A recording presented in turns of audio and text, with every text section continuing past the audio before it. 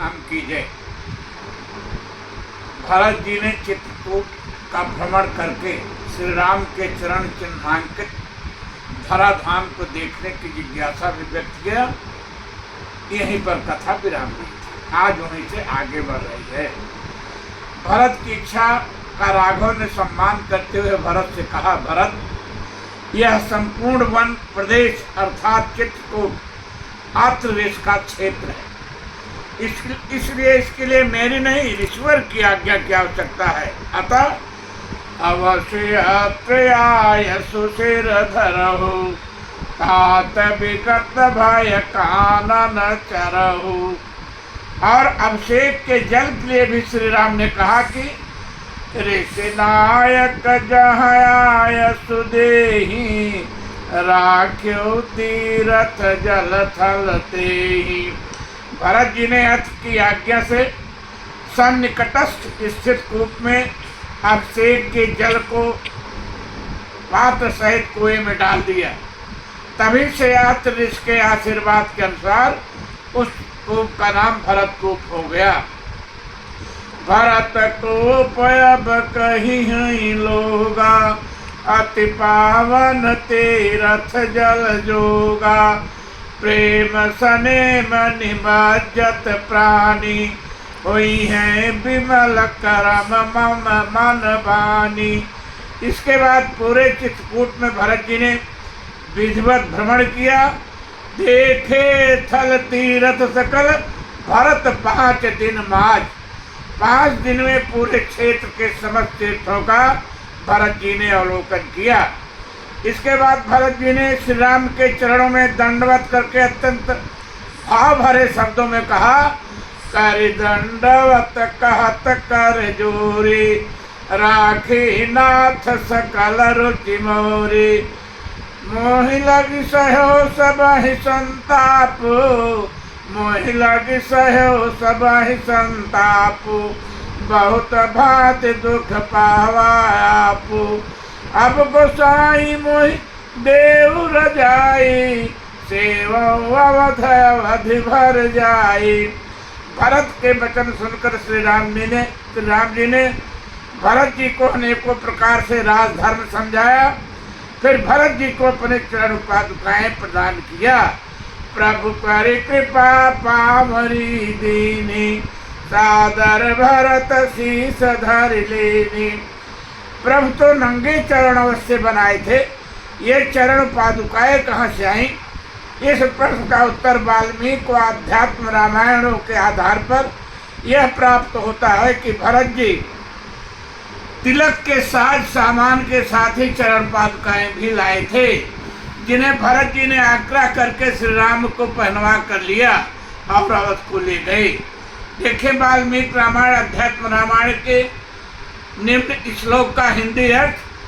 भरत जी ने श्री राम से कहा, आर्य, ये 2 स्वर्ण भूषित पादुकाएं आपके चरणों में अर्पित हैं। आप इन पर अपने चरण रखें, यही संपूर्ण जगत के योग क्षेम का निर्वाह करेंगे। तब महातेजस्वी पुरुष सिंह श्री राम ने उन चरण पादुकाओं पर चढ़कर उन्हें फिर अलग कर दिया और भरत जी को सौंप दिया। इसी प्रकार अध्यात्म रामायण में भी उल्लेख मिलता है, पादुके देहि राजेंद्र, राज्याय तो पूजते, तयो सेवाम करोम्येव, यावदा गमनम तव। इत्युक्ता पादुके दिव्ये योजयामास पादयो, रामस्य ते ददौ रामौ भरतायाति भक्तितः।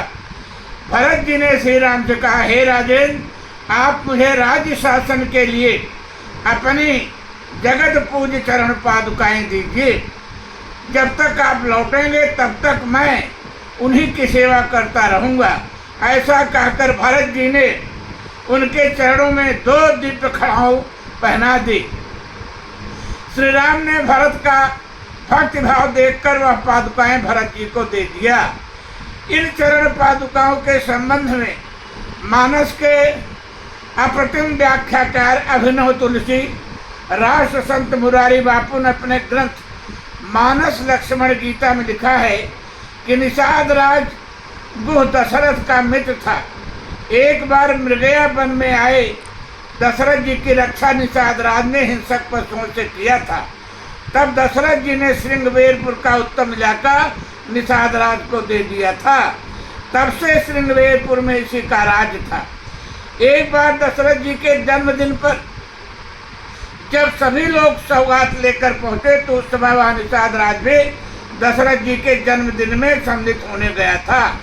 यह अपने साथ एक सुंदर सी जंगल की लकड़ी से निर्मित खड़ाऊ ले गया था। सबने अपनी अपनी सौगात भेंट की। अन्य लोगों की सौगात बहुमूल्य थी, परंतु निषाद राज तो खड़ाऊ लेकर गए थे, सो दिया।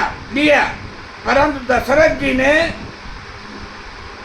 जी ने देख लिया तो गोह को अपने पास बुलाया और बरबस पूछकर भेंट स्वरूप निषाद राज द्वारा लाई गई चरण पादुका वशिष्ठ जी की सम्मति प्राप्त कर स्वीकार कर लिया। यहीं पर यह निर्णय हुआ कि इन पादुकाओं की रघुवंश में पूजा होगी। तब से यह परंपरा बन गई कि रघुवंश के सत्ता पर बैठने वाला हर शासक इन पादुकाओं की पूजा करेगा।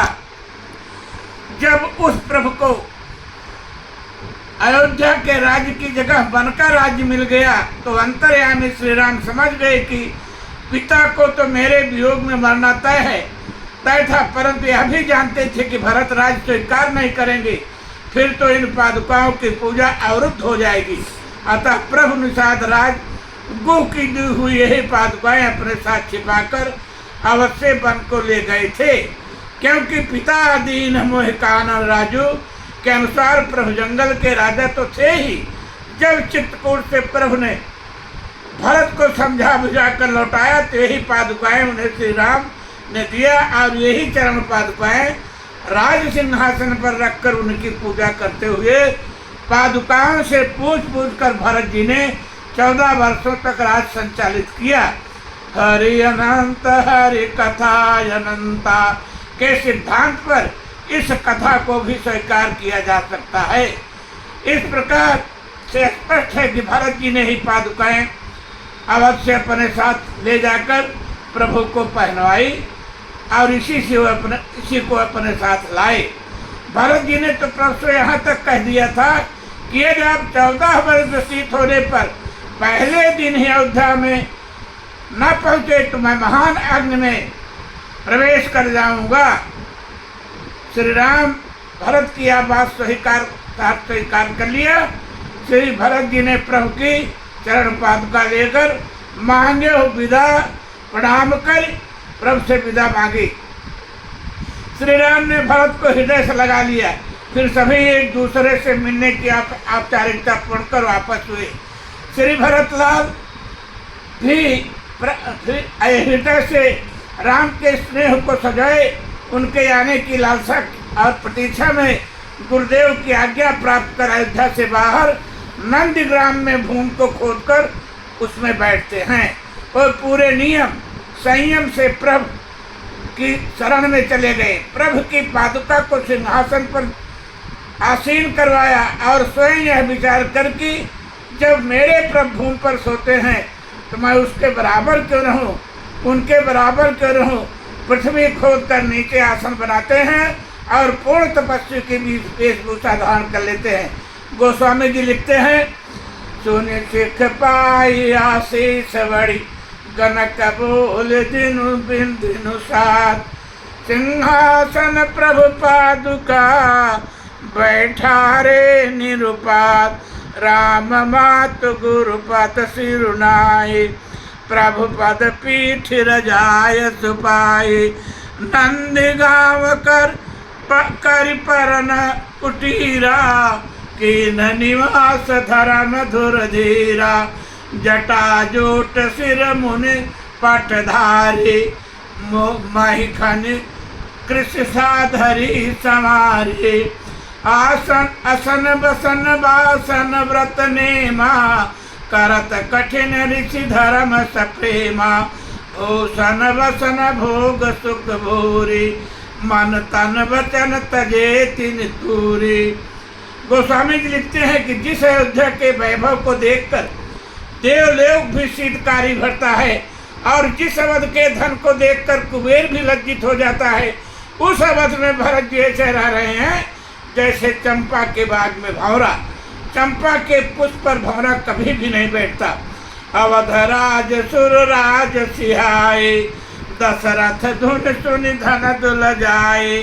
तेहि पुर बसत भरत बिनु रागा, चंचर एक जिम चंपक बागा। बस अब यहीं पर कथा विश्राम लेगी। भवन भवानी धाम की जय।